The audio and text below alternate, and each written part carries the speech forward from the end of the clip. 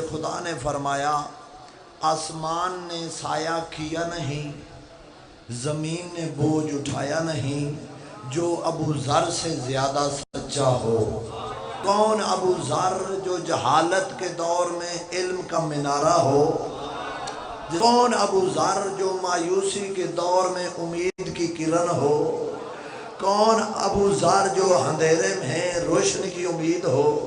چلو میں جملہ کہتا ہوں، جس ہستی نے سب سے پہلے علی کی ولایت کا علل اعلان اقرار نہیں کیا بلکہ اظہار بھی کیا ہو، اس مکتب عشق علی کے پرنسپل کو ابو ذر کہتے ہیں۔ اس نے پوری زندگی بتوں کے سامنے سر نہ جھکایا ہو، اسے ابو ذر کہتے ہیں۔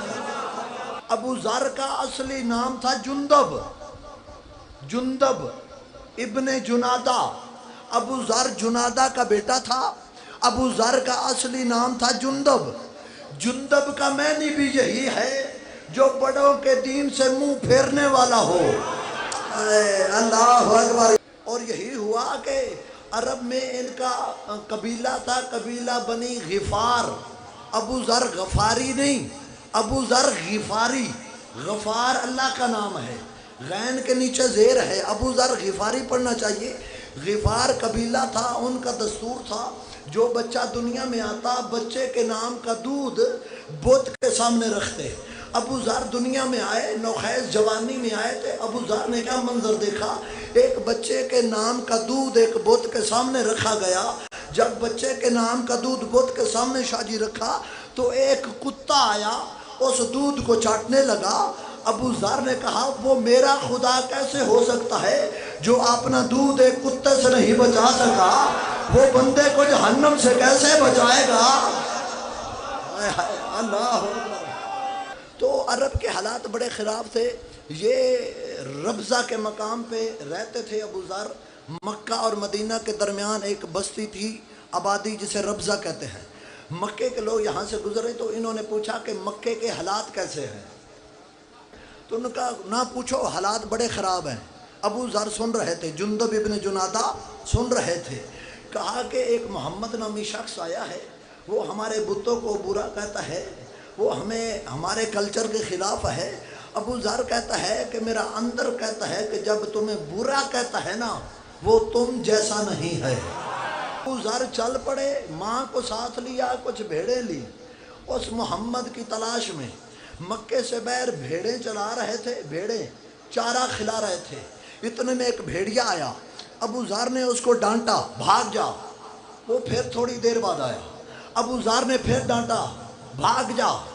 تیسری دفعہ جب آیا نا، کہا بڑے بے غیرت ہو۔ ابو ذر نے بھیڑیے سے کہا مجھے تیسری بار تجھے ڈانٹو گے؟ وہ فصیح عربی میں بولا، ضائع نہ کرنا جملے کو۔ کہا ابو ذر بے غیرت میں نہیں ہوں، بے غیرت تو مکے والے ہیں۔ محمد آ گیا، ابھی تک محمد کا کلمہ نہیں پڑھا، بے غیرت تو مکے والے ہیں۔ بولو یار، لفظ محمد سنا، اسرار توحید پہلے سے ہی ابو ذر کی پیشانی میں موجود تھے۔ فوراً ماں سے اجازت لی، کچھ مشک پانی کی بھری، مکے چلے۔ کہا کہ میں محمد نامی شخص سے ملنا چاہتا ہوں، کرتا ہوں۔ ابو ذر کہتے ہیں گلی کا موڑ مڑے، ابو طالب علیہ السلام نے اشارہ کیا اس دروازے پہ جا، ہو سکتا ہے تجھے محمد مل جائیں۔ میں نے دستک دی، اندر سے ایک جوان آیا، اس کے چہرے کے آثار بتا رہے تھے کہ اس کے چہرے کے اندر شجاعت کی قیامت تزلزل کر رہی ہے۔ کہا کہ کون ہو؟ کہا ابو ذر ہوں، ابو طالب نامی بندے نے بھیجا ہے۔ کہا جس نے بھیجا ہے میں اس کا بیٹا ہوں، میرا نام علی ہے۔ کہا محمد سے ملنا چاہتا ہوں، توجہ کرنا، میں نے گفتگو شروع کر دی ہے، محمد سے ملنا چاہتا ہوں۔ اتنے میں مولا علی رسول خدا کو لائے۔ زندگی میں پہلی دفعہ ابو طالب نے بھیجے ہوئے ابو ذر کو بھیجا تو ابو ذر کی مصطفیٰ کے چہرے کی زیارت ہوئی، قدموں میں گر گیا، ہاتھ جوڑ کے پہلا جملہ کہا السلام علیکہ یا رسول اللہ۔ بڑی ذمہ داری سے گفتگو کر رہا ہوں، رسول خدا کو لفظ السلام علیکہ کہہ کر سلام کرنے والی پہلی ہستی کا نام ابو ذر ہے۔ مولا نے بیعت لی، رسول خدا نے بیعت لی یہ جملہ کہہ کر، ابو ذر میں اس شرط پہ تیری بیعت لوں گا کہ پوری زندگی कायनात की मुश्किलात आ भी जाएं, कलमा हक को न छोड़ना। अबू ज़र ने रसूल खुदा की उस बात की कैसी पासदारी की, पूरी ज़िंदगी मुश्किलात तो बर्दाश्त की लेकिन हक का साथ नहीं छोड़ा।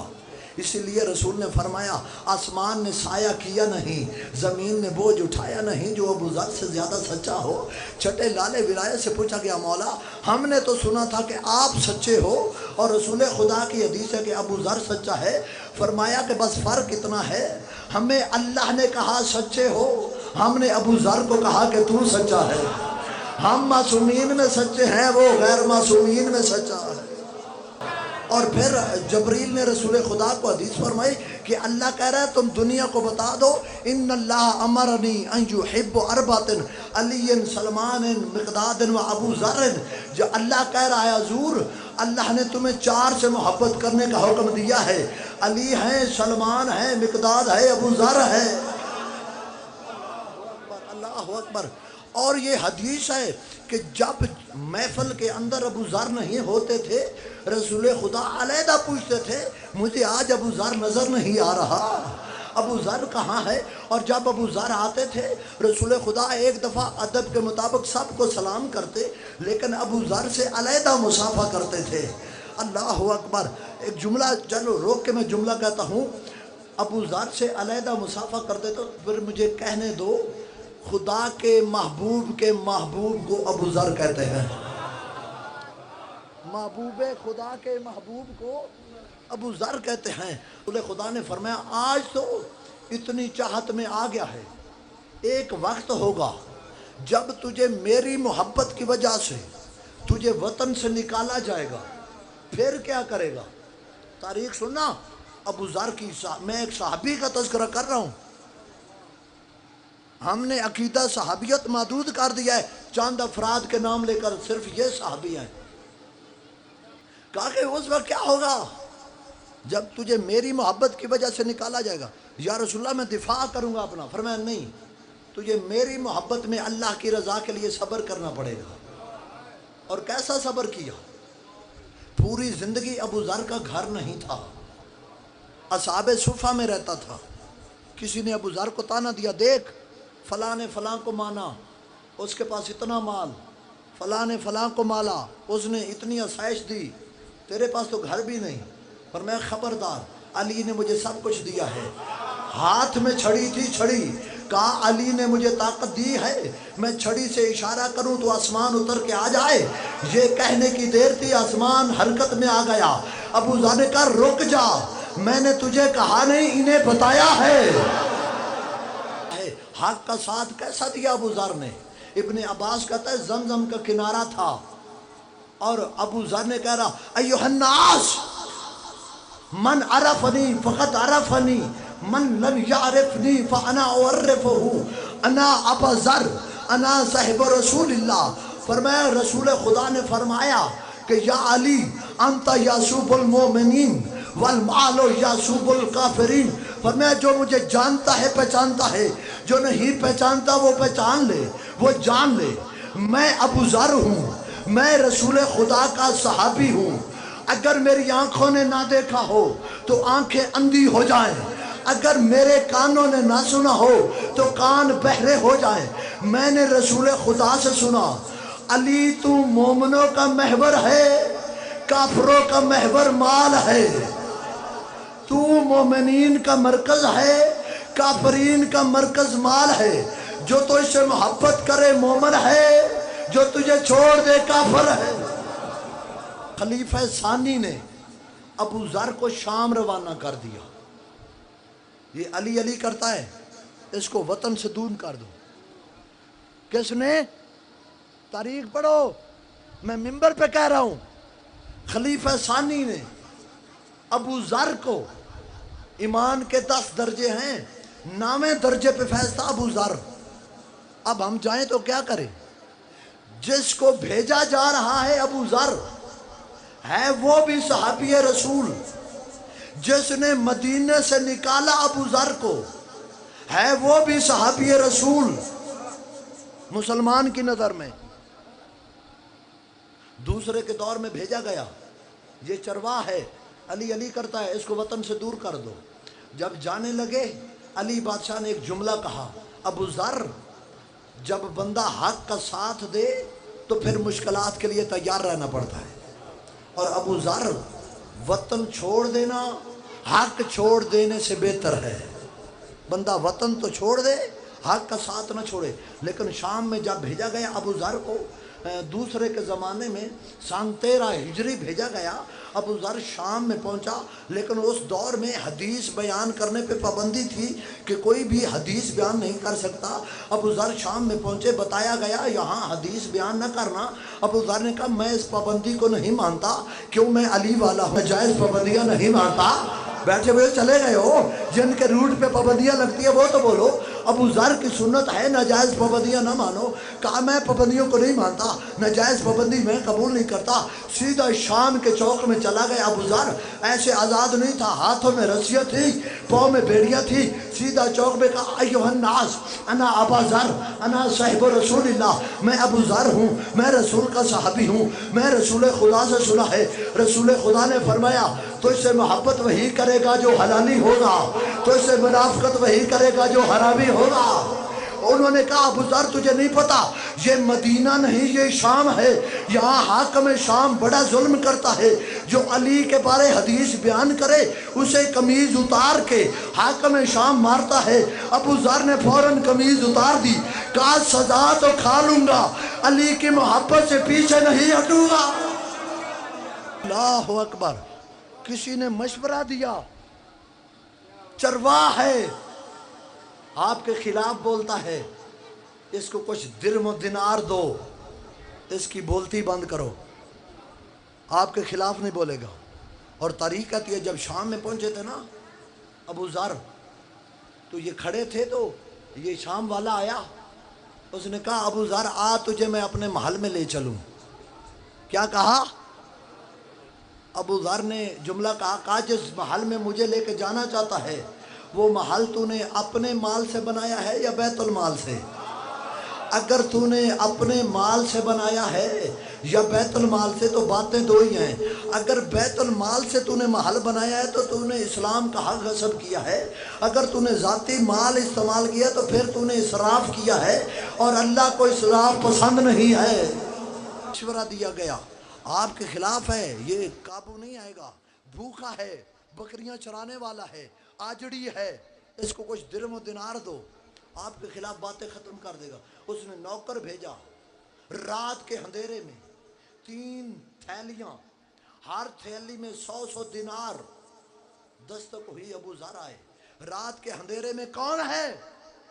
کہا حاکم شام نے 300 دینار بھیجے ہیں آپ کے لیے۔ کہا اچھا، مسلمانوں کا بیت المال اب اتنا وسیع ہو گیا ہے کہ شام کے ہر بندے کو 300 دینار مل رہا ہے؟ ان کا ہر کسی کو نہیں مل رہا، صرف تجھے۔ جلال میں آ گیا، کب واپس لے جاؤ، اس نے مجھے علی فروش سمجھا ہے۔ ہائے ہائے اللہ اکبر، اس نے مجھے علی فروش سمجھا ہے، اور دوسری اس نے میری توہین کی کہ اس نے علی کی محبت کی قیمت صرف 300 دینار لگائی۔ وہ کائنات بھی دے دے میں علی کی محبت سے ہٹنے والا نہیں ہوں۔ اور پھر ابو ذر کی اتنی مصیبتیں اٹھانے کا نتیجہ کیا؟ آج لبنان کو دنیا نے دیکھا، لبنان میں بڑے بڑے شیعہ پیدا ہوئے، اس کی وجہ کیا ہے؟ آج لبنان قصیدے پڑھتا ہے، شام کے ساتھ ملحق خطہ ہے جسے لبنان کہتے ہیں، شام کے ساتھ اگلا بارڈر لبنان کا ہے۔ یہ شام میں تبلیغ کرنے کے لیے ابو ذر گئے، وہاں پہ 10 سال رہے، 13 ہجری گئے، 23 ہجری واپس آئے۔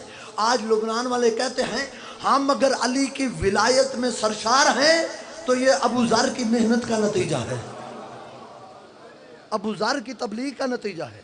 اللہ اکبر۔ اب اس نے پیغام بھیجا مدینے کہ تم نے علی کے فضائل چھپانے کے لیے اس کو شام بھیجا تھا، شام کے حالات بھی اس نے خراب کر دیے، اس کو واپس بھیج رہا ہوں، آدھا شام تو علی کی محبت میں گرفتار ہو چکا ہے، اس کو لے جاؤ کہیں پوری شام ہی علی کی محبت میں نہ چلی جائے۔ اور پھر اس نے ظلم کیا حاکم شام نے، میں منبر پہ کہہ رہا ہوں، اس نے ابو ذر کو اونٹ کی پشت سے باندھا، سوار نہیں کیا، باندھا۔ میں ایک صحابی رسول کا تذکرہ کر رہا ہوں جس نے شام بھیجا، وہ بھی صحابی مسلمان کی نظر میں، جس کو بھیجا وہ بھی صحابی، جس نے واپس اونٹ پہ باندھ کے بھیجا مسلمان کی نظر میں۔ اب تیری نظر میں معیار ہے صحابیت کا، اللہ جانے ہماری نظر میں کیا ہوگا۔ دیتا میں بڑا محتاط ہو کے باتیں کرنے لگا ہوں، اور حال کیا ہوا۔ اونٹ کی پشت سخت ہوتی ہے، انسان کا گوشت نرم ہوتا ہے، اونٹ کو تو کچھ نہ ہوا۔ مدینے واپس آنے تک ابو ذر کی رانوں کا گوشت ختم ہو چکا تھا۔ پھر جب تک زندہ رہے ابو ذر، پوری زندگی سیدھے ہو کے چل نہیں سکتے تھے۔ جب واپس مدینے پہنچے تو مدینے کے باہر نکل کر علی بادشاہ نے اور حسنین نے ابو ذر کا استقبال کیا تھا، اور حسنین نے سہارا دے کر ابو ذر کو اونٹ سے اتارا تھا۔ اور پھر یہاں بھی آ کر زخمی ابو ذر گھر نہیں گیا، سیدھا مدینے کے چوک میں کہا ایھا الناس انا ابا ذر انا صاحب رسول اللہ، اے لوگوں میں ابو ذر ہوں، میں رسول کا صحابی ہوں، مجھے رسول نے بتایا ہے علی سے محبت وہی کرے گا جو مومن ہوگا۔ اور پھر خلیفہ ثالث نے اس کو مدینہ سے بھی ربضہ کی طرف روانہ کر دیا کہ اس کو مدینے میں نہیں رکھیں گے۔ اور نہج البلاغہ میں علی بادشاہ کا خطبہ ہے، علی بادشاہ نے جب ابو ذر کو روانہ کیا تو ایک خطبہ دیا تھا، ابو ذر جو تم کہنا چاہتے ہو وہ یہ سننا نہیں چاہتے، اور جو یہ سننا چاہتے ہیں وہ یہ تم کہنا نہیں چاہتے۔ حق کا ساتھ چھوڑنے سے بہتر ہے بندہ وطن چھوڑ دے۔ ابو ذر کو الوداع کیا، لیکن جب ابو ذر الوداع ہوئے، فاتح خیبر بھی ابو ذر کو الوداع کرتے ہوئے رو پڑا۔ اور تھوڑا ٹائم گزرا، ابو ذر آگے چلے گئے، علی بے قرار ہو گیا، علی کا دل مچلنے لگا، علی کو جدائی ابو ذر کی برداشت نہ ہوئی، کہا کمبر جلدی سے گھوڑا لا، میں ابو ذر کے پیچھے جاؤں گا۔ مدینے سے آگے ابو ذر کا اونٹ نکل چکا تھا، علی پیچھے سے جلدی سے پہنچے، اتنے میں حسنین بھی آ گئے، کہا ابو ذر رک جا، اپنے ہاتھوں کا بوسہ دے کے جا۔ کہا ابو ذر مجھے وہ وقت یاد آ گیا جب ہمارے گھر کو آگ لگی تھی نا، ہر کوئی ہمیں چھوڑ گیا تھا، سلمان اور تو نے نہیں چھوڑا تھا۔ حسنین نے کہا نانا آپ جا رہے ہو نا، آپ تنہا نہیں ہو، اللہ کا نبی تمہارا انتظار کر رہا ہے۔ اور علی نے ابو ذر کو روانہ کرتے ہوئے ایک جملہ کہا ابو ذر جب رسول خدا سے ملاقات ہو انہیں کہنا علی ابو ذر کے بعد تنہا ہو گیا۔ اور ابو ذر کی زوجہ، ابو ذر کا جن کا نام جندب تھا، ایک بیٹا ان کا ذر تھا جس وجہ سے ان کا نام ابو ذر پڑا، وہ بیٹا اور ایک بیٹی تھی، یہ ربضہ میں چلے گئے۔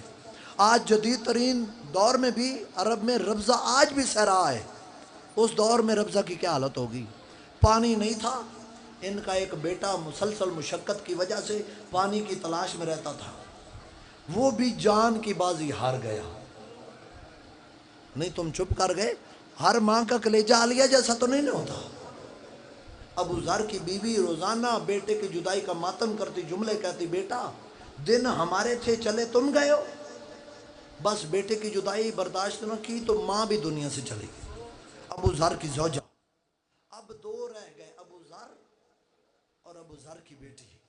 میں ایک باوفا صحابی کا تذکرہ کر رہا ہوں، بس 2 دن گزرے نا شاہ جی، بیٹی نے کہا بابا بھوک کھائے جا رہی ہے، پیاس مارے جا رہی ہے۔ باپ نے کہا بیٹی آؤ، اور تو کچھ نہیں، وہ سامنے ایک سبز درخت ہے اس کے پتے کھا لیتے ہیں۔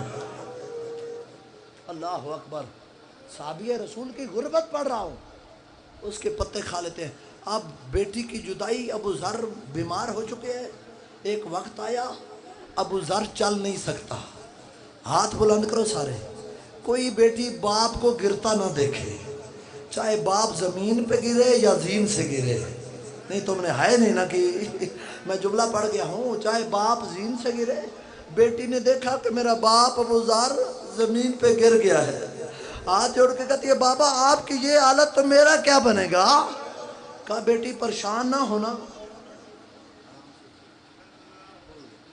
بیٹی پریشان نہ ہونا، میں تجھے بتاتا ہوں. میرا آخری وقت ہے. اللہ کے نبی نے مجھے بتا دیا ہے اس جگہ پر تجھے بنی بنائی قبر ملے گی. میری قبر اللہ کے نبی نے بتا دیا اس جگہ پہ بنی بنائی پڑی ہوئی ہے. مجھے کوفے کے بہترین لوگ غسل و کفن دے گے. بیٹی تو اس چوراہے پہ کھڑی ہو جانا، ایک قافلہ آئے گا، اس میں سے کہنا ان میں مالک اشتر کون ہے. اسے کہنا میں ابو ذر کی بیٹی ہوں، میرا بابا مر گیا ہے اور میرے بابے کو غسل کفن دو. کہا کہ بابا پھر وہ تو دے دیں گے، میرا کیا بنے گا. کہا تم مالک اشتر کے ساتھ واپس کوفے چلے جانا علی کے پاس، علی یتیموں کا بڑا خیال رکھتا ہے. اللہ، علی یتیموں کا، جزاک اللہ جزاک اللہ، بڑی روحانیت والی مجلس ہے، بڑا خیال رکھتا ہے.